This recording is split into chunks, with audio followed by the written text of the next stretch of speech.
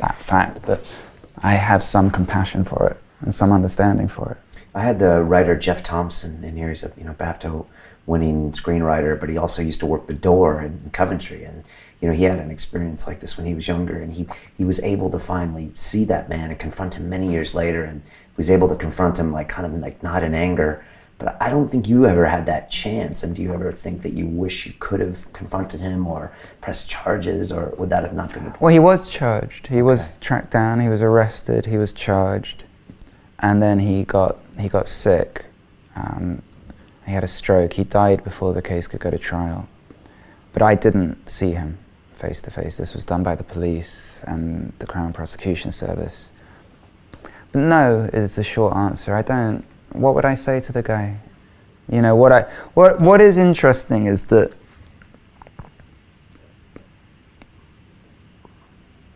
on occasion people have, not many, but on occasion some people have thrown this idea at me of you're only using this part of your backstory to flog albums and to get a bit of sympathy and attention, and I understand, people say things like that in the comment section of interviews or online or on Twitter or whatever, and that's the world in which we live. And I always say to them, look, in 2009 I gave an interview with the Sunday Times, and it was a big 2-page thing.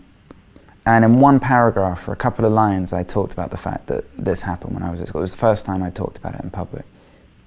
And a teacher who'd been at the school, who'd witnessed some of the effects of that abuse, she found me kind of hysterical, blood kind of coming down my legs, and she read this thing, and she suddenly, she knew who it was. She knew exactly what I was talking about, even though I didn't mention the school or the teacher or whatever. She came forward and she came to the police and she gave a statement.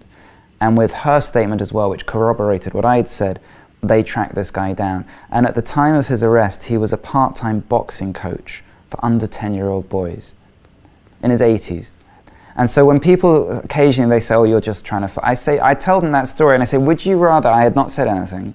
This guy was now teaching your niece or nephew or grandson or son and getting up to God knows what with them? Or would you rather I did speak out and other people speak out as a result, and they put a stop to it? And I mean, it's a no-brainer to me. You said that it even changed the way you think about sexuality after that. You said you remember you were with a girl one time on a date and you were like, oh God, should we go have sex in the bathroom, as if it was maybe do you want a cup of coffee? I mean, really, we were sitting there and in, what is it called? My Old Dutch. It's a pancake place on the King's Road. And she was so pretty and I was so excited because it was like one of the first dates I'd been on. I was 15, 16, whatever. We have our thing and I'm like, so why don't we go fuck in the toilet?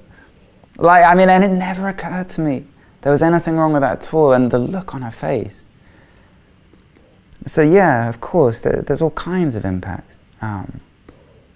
Yeah. You said, and I'll just probably quote you one more time, you said the impact rape makes on a person, it's like a stain that's ever present. There's reminders every day, every time you take a shit, watch TV, see a child, glimpse a newspaper, hear the news, have sex, wank, drink something unexpectedly hot, take a big gulp, cough or choke. It's just always there, underlying. Yeah, it's always there. I mean, and that's just the way it is. And it hasn't gone away. That's the thing. I think sometimes we have an expectation that things will go away once the actual, the physical act stops. Then you're okay. It's done. But that's not my experience, and certainly it's not the experience of a lot of other people I know who've been through similar things. However, there is an amazing capacity that we have in here to not kind of get rid of that, but to kind of almost embrace it and assimilate it. And I look at the life I live now and what I do for my job and how I act with my friends and my marriage and my son, and I think really this is a good life. This is a good thing. This was not how I envisaged it going. This is really a bonus. Didn't think I was capable of it. That was another thing. when I became a father.